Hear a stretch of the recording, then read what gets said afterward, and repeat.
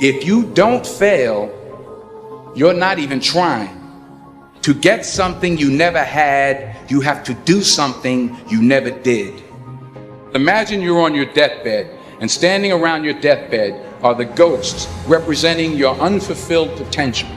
The ghost of the ideas you never acted on. The ghost of the talents you didn't use. They say, we came to you because you could have brought us to life, they say. And now we have to go to the grave together. So I ask you today, how many ghosts are going to be around your bed when your time comes? What do you do when 1,000 other people want exactly what you want? What if you're not the only one that wants what you want? What if there are thousands of other people who want what you want? You have to outwork them. You got to outbind them. You got to get up earlier. You got to stay up later. You've got to execute, and you've got to go from 70 to 120. Lazy people do a little work and think they should be winning, but winners work as hard as possible and still worry if they're being lazy. It's not what they say about you that matters. It is what you say about you that threatens your destiny. You will never be defeated by what they say about you. You will be defeated by what you say about you. Until you have had the taste of finishing, you will not respect yourself. Until you follow through, until something is done, tears and struggles and pain, and you go through it anyway, and you show up and you continue to fight on no matter the circumstances. After a while, something begins to wither inside of you. See, some people quit because things are out of control. Nobody quits what you can control. But the moment you get in something where you don't get your way, or you get reprimanded, or you get corrected, or you go through this, or you go through that, or you go through the other, or it's bad conditions or bad circumstances, the first thing the immature mind says is, this is ridiculous, I quit. It's an urge. Every president has felt it. Every king has felt it. Every lion has felt it. Every winner has felt it. Every soldier has felt it. Every victorious person has felt it. The urge to quit. Don't you give up on your dream. Nobody in life is flawless. Nobody is perfect. It's impossible. You can try to be as perfect as you want, but ultimately you're gonna come across mistakes. Right. You're gonna come across flaws. And I think the real perfection is in perfecting your imperfection. The world ain't all sunshine and rainbows. It's a very mean and nasty place, and I don't care how tough you are, it will beat you to your knees and keep you there permanently if you let it. You, me, or nobody is gonna hit as hard as life. But it ain't about how hard you hit. It's about how hard you can get hit and keep moving forward. How much you can take and keep moving forward. Don't cry to give up, cry to keep going. Don't cry to quit. You already in pain, you already hurt. Get a reward from it. The best way to contend with problems, with issues, with adversity is action, is by taking action. The more you sit and the more you wait and the more time you spend with that adversity, with the upper hand inside your head, the worse it's gonna get.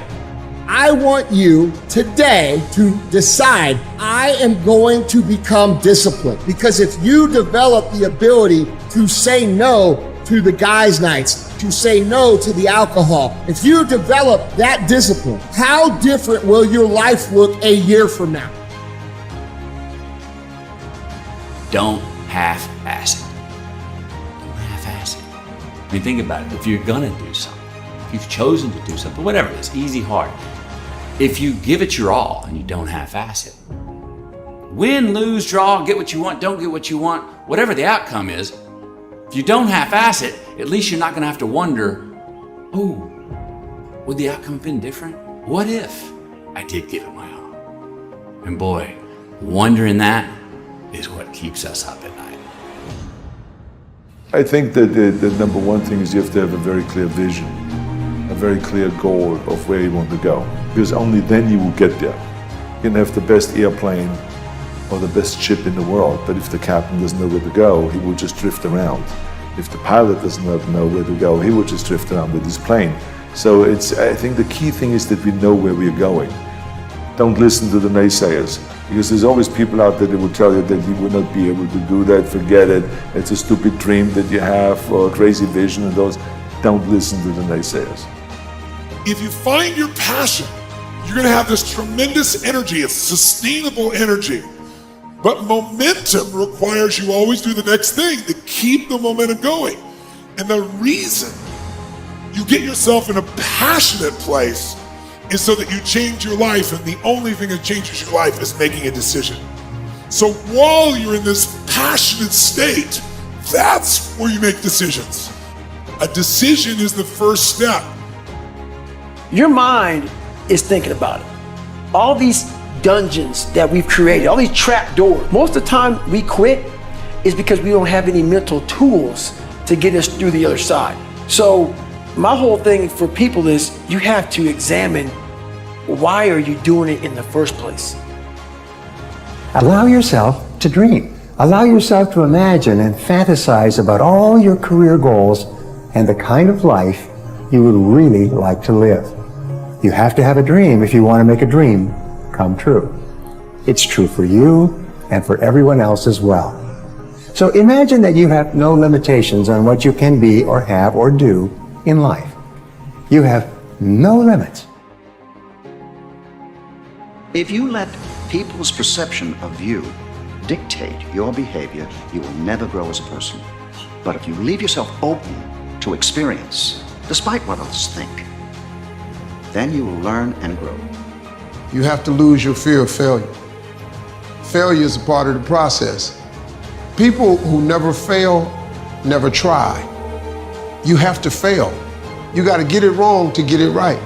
No matter how much emotion and feeling you may have or how much hurt you may have, life has to go on. Life doesn't stop for anybody. So if you don't process that and understand that, you're stuck in whatever time period you got hurt forever. I don't care how good you are in anything, you don't have discipline, you ain't nobody. You're nothing without discipline. Because you give up on the slightest struggle without discipline. Discipline is doing what you hate to do, but do it like you love it. We have two primary choices in life. We can either accept conditions as they exist, or we can take the responsibility to change them. See, a lot of people want to exempt themselves from taking responsibility. All they want to do is talk about the problem. Every time you see them, they'll tell you their story over and over and over and over again. No. You want to take responsibility for your life. I got me here, I can get me out of this. And I'm getting out. I'm not going to be a volunteer victim. I don't care if you have to inch your way day by day. Even if you have to get down and it hurts and it's hard and nobody can see what you're really going through. If you don't quit, the pit will become your platform. I will try 100 times to get up, and if I fail 100 times, if I fail and I give up, do you think that I'm ever gonna get up? No. If I fail, I try again and again and again. For as long as I try, there's always that chance of getting up. And it's not the end until you've given up. You need to make it a habit to start every fucking day validating yourself, cheering for yourself, because life is a marathon. And this might be a challenging leg where you're like, I'm just going to throw in the towel. I'm not going to do that thing. Hell no. If you're standing in front of that mirror, you deserve to feel the support and empowerment and encouragement that you need. You are doing so much every single day that you don't give yourself credit for.